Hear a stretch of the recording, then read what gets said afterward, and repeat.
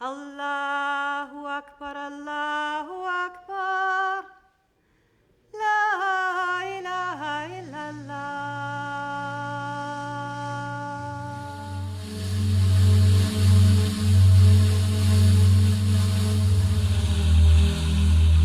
Homosexuality is a crime and is punishable in Islam by death. And we say if it was the Islamic State, then you would face the capital punishment. The only difference among the jurists is how the person should be killed.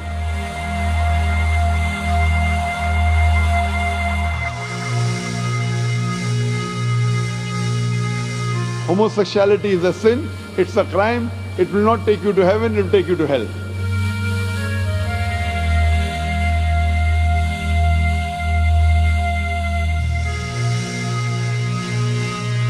It is not permissible for a woman to lead the prayer of men. If there is a single man, then it will not be permissible for a woman to be in the prayer.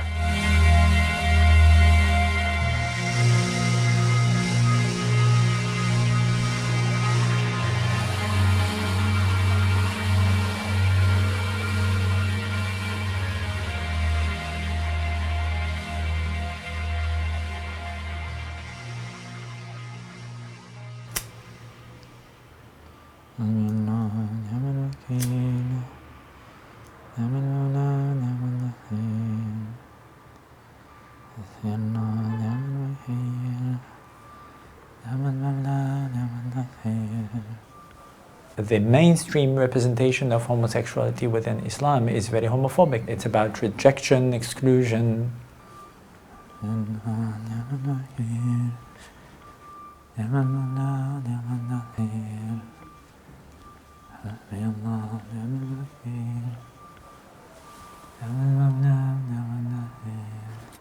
When I was a teenager, I studied the Sharia, the Islamic law in Algeria, where I was born. I was surrounded by boys. Everything I was feeling towards other boys at the madrasa was called homosexuality. So I was having feelings and desires that I was repressing for years. I was forcing myself to forget about that. At 17 years old, it came back to my mind at once like this, and I was like, okay, you have dreams and you have desire toward other men, and how is it possible to repress such an important part of yourself for years?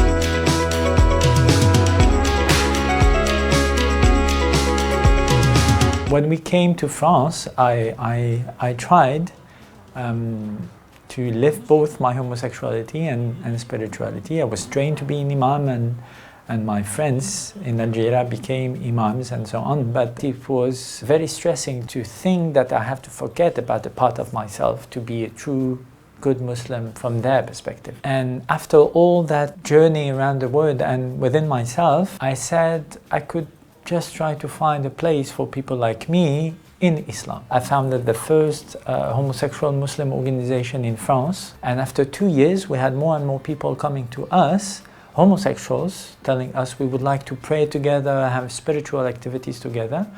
And we also had straight people coming to us and telling us, the Islam you're speaking about, it's also the Islam we want to practice in our everyday life. That's how we founded the first European inclusive mosque in Paris in 2012.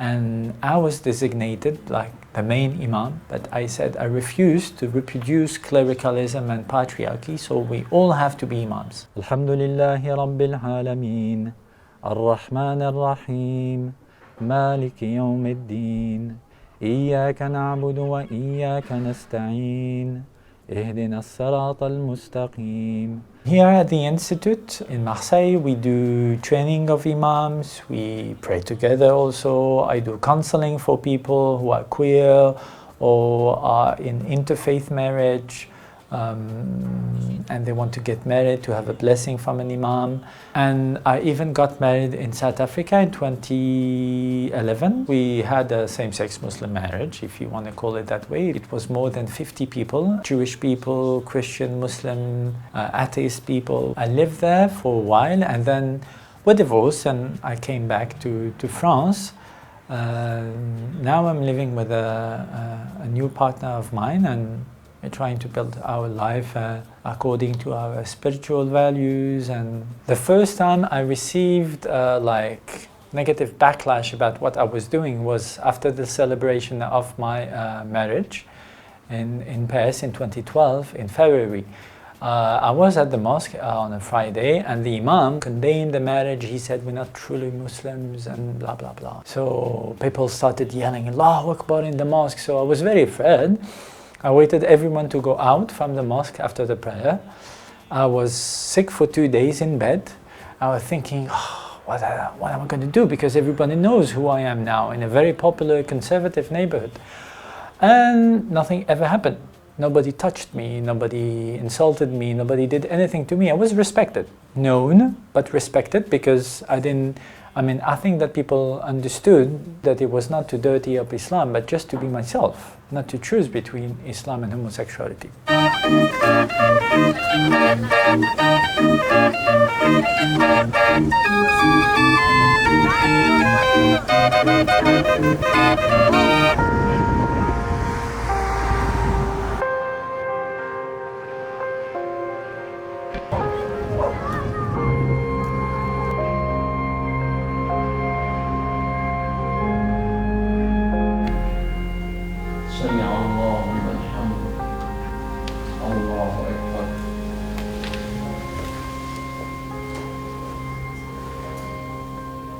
We opened this mosque on 16th of June 2017. We are hosted in a church. Men and women are not separated in the mosque. That means gender equality. And where LGBT people are welcome, and where other religions or people who are not believing in God were not discriminated and not accepted.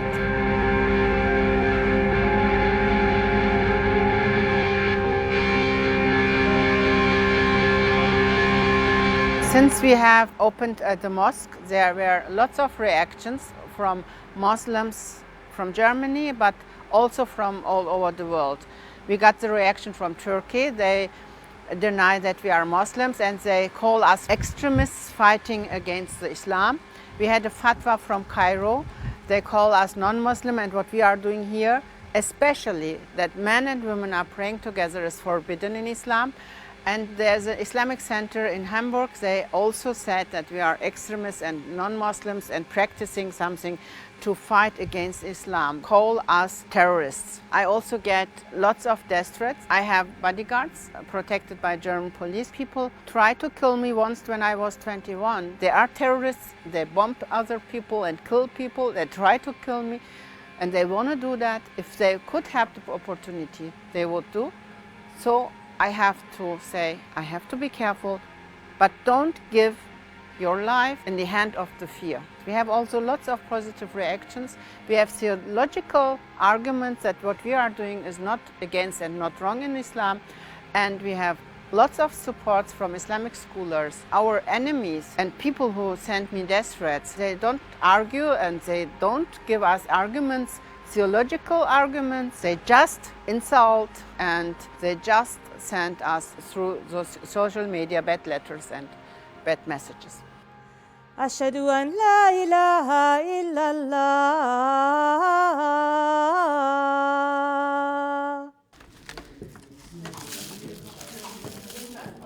This mosque is open for everyone. On Fridays we have 15 to 20 people coming here to pray, but we have many visitors, so every day we have around 50 people in this mosque.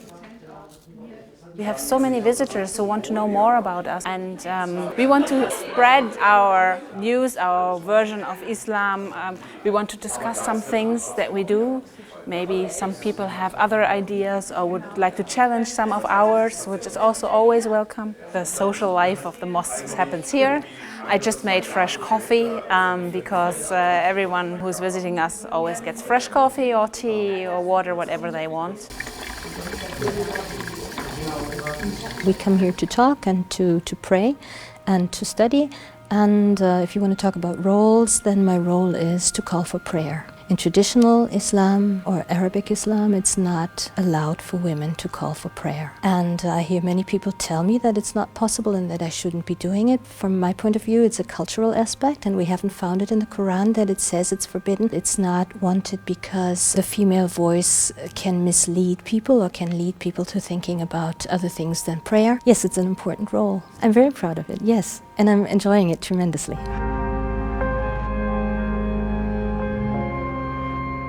La ilaha illallah.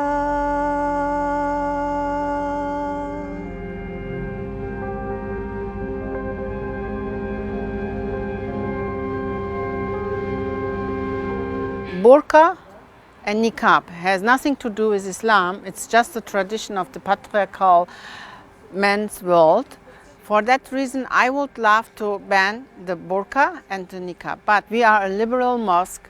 That means we are not closing our door for people who wants to come in. So if a woman will come with a burqa and go in with a niqab, she's welcome to come. IS and Boko Haram and Al-Qaeda, these are people who are arguing with the Quran and with the Prophet, and they call themselves Muslims, and they kill people in the name of Islam. That's the reason why I would never say they are not Muslims. What they are doing is something what they can find in Quran and interpret it in their own way how they want.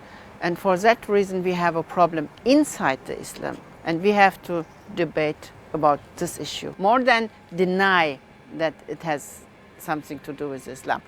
It's not a solution to stand up and say if these terrorists are killing people, they are just terrorists.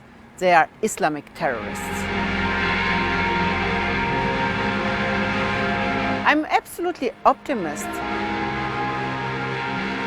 If I would not believe in a change and in a dialogue, I would never start this project here and open the mosque.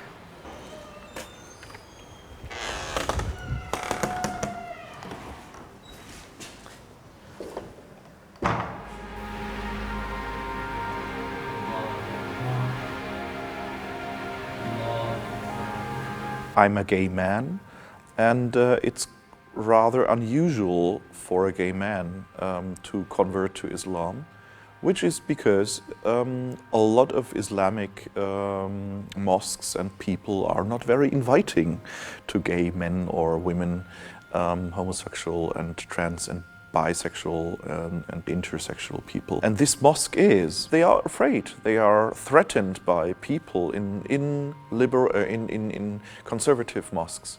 They are threatened by the conservative Islam. I came to this mosque and I converted to Islam.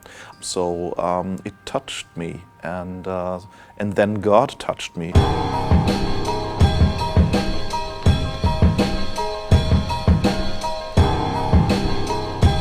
أنزلنا عليك القرآن لتشقى.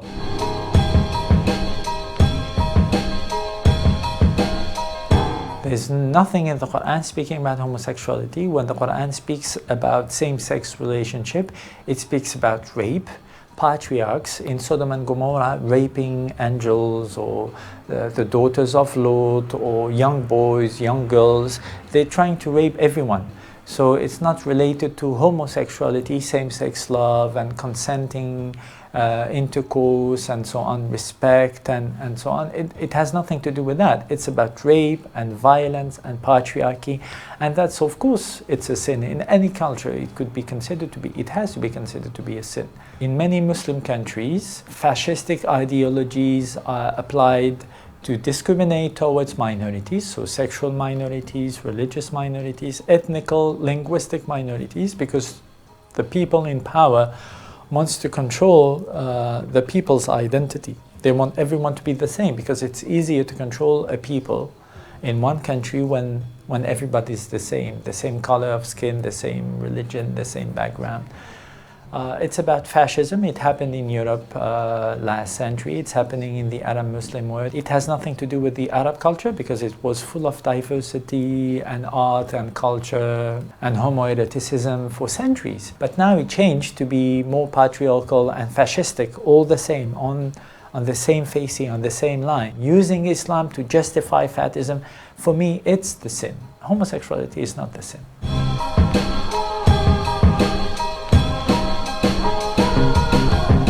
I think that if the Prophet Muhammad, peace be upon him, would be alive today, he would marry same-sex couple, as progressive imams like me are doing nowadays, because he was welcoming at home according to the tradition. Masculine women, effeminate men that people were discriminating or trying to kill just because they were too effeminate for a man, too masculine for a woman.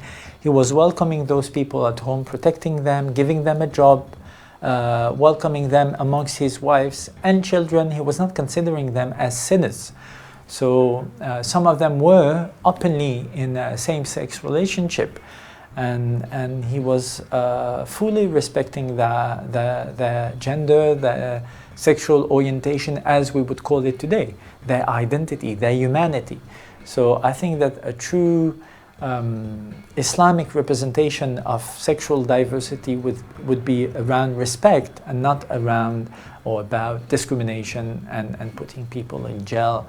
This is what Daesh is doing, and Daesh is a fascistic state, so-called state. It has nothing to do with Islam as a spiritual tradition.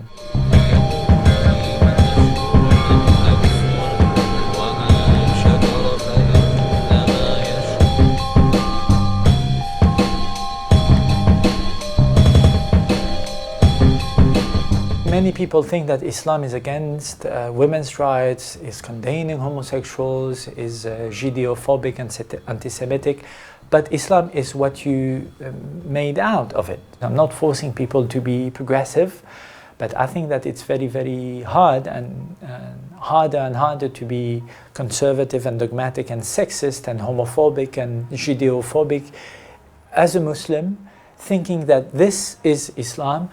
If you're living in Europe, which is like progressive, secular, democratic countries where everybody has the right to be who he wants to be. So I think that the future of Islam is progressive Islam, as we call it, progressive Islam, not the dogmatic Islam. Dogmatic Islam is just a heritage of 20th century full of tensions and war, and this is not Islam, not for the future generations for sure. It's not going to survive the 21st century.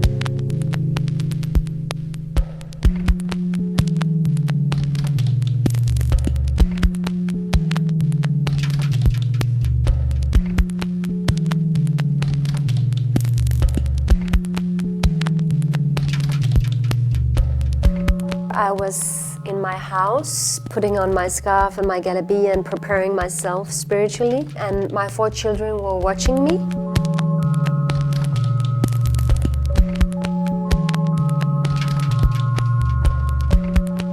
One of my children, the youngest, Halima, she was 5 years old at that time. She looked at me with like proud eyes.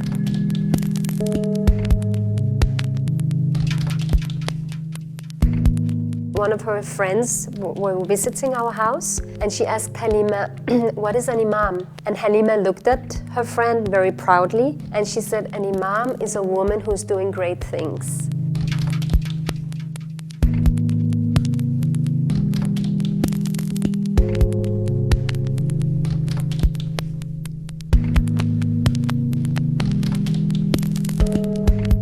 We are the first women's mosque in Europe. We are challenging patriarchal structures within the mosque community, within the institutions, by having female imams leading the prayer, leading the khutbah, the sermon before the prayer, performing Islamic ceremonies such as Islamic marriages, divorce, conversion. Imama is a female imam. It's the feminine of imam. We aim to promote a rereading of the Quran that focuses on gender equality and that shows that gender equality could be a part of our life. Female imams was actually blessed and practiced in the first house mosque in the Islamic civilization, and that was the house mosque of the Prophet Muhammad. When he lived in Medina and he came with this new religion, he actually allowed women to lead the prayer for other women, and he spoke for women's rights. So, I mean, if we really claim to love the Prophet, we have to follow in his footsteps. and implement gender equality, which is actually a basic idea and essence in the Quran. So what happened? How come that very few Muslims in today's world accept female imams or don't believe that it's a possibility?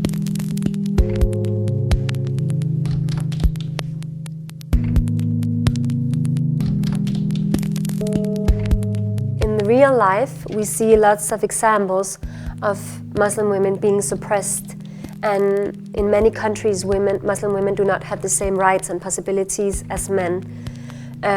In many countries, we have a degree of illiteracy, like in Morocco, 30% of the populations are illiterate. And of course, if illiterate men interpret the Quran, the result will be a catastrophe, especially when they have this patriarchal way of thinking and understanding society and women. In the board, we voted whether it should be a women's mosque only on Friday or mixed prayer. And the majority voted for a women's mosque on Friday.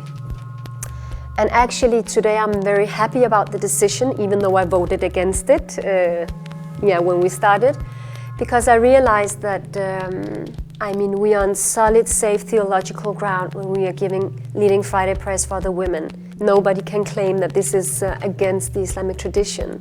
And when you want to create change, you better do it wisely.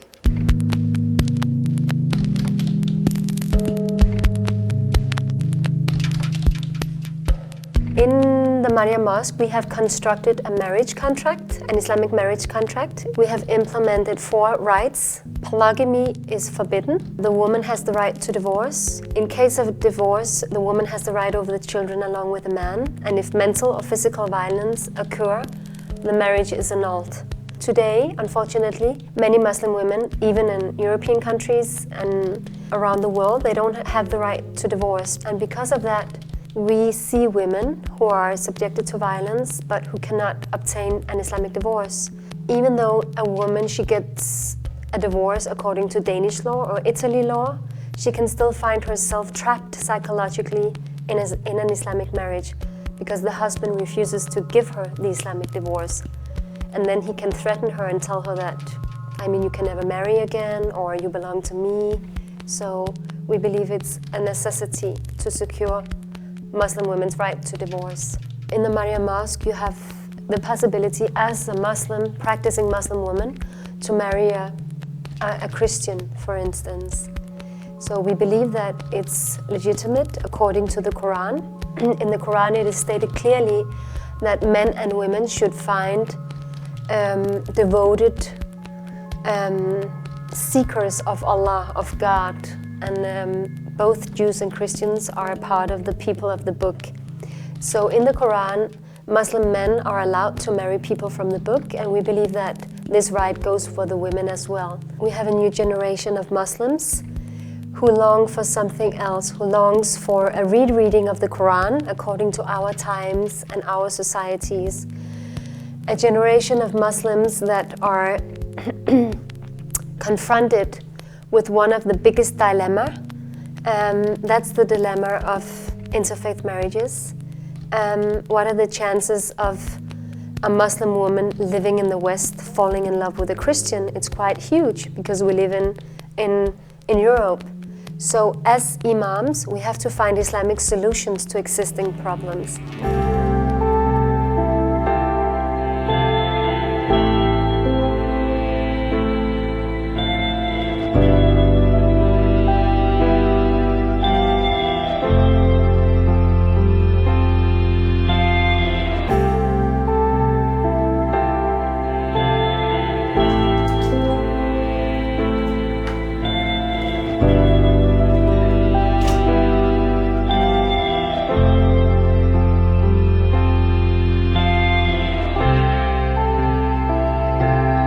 My father always used to tell me that the perfect man is a woman. You could continue the quotation and say that the perfect woman is a man. Because in the end, we have to go beyond gender.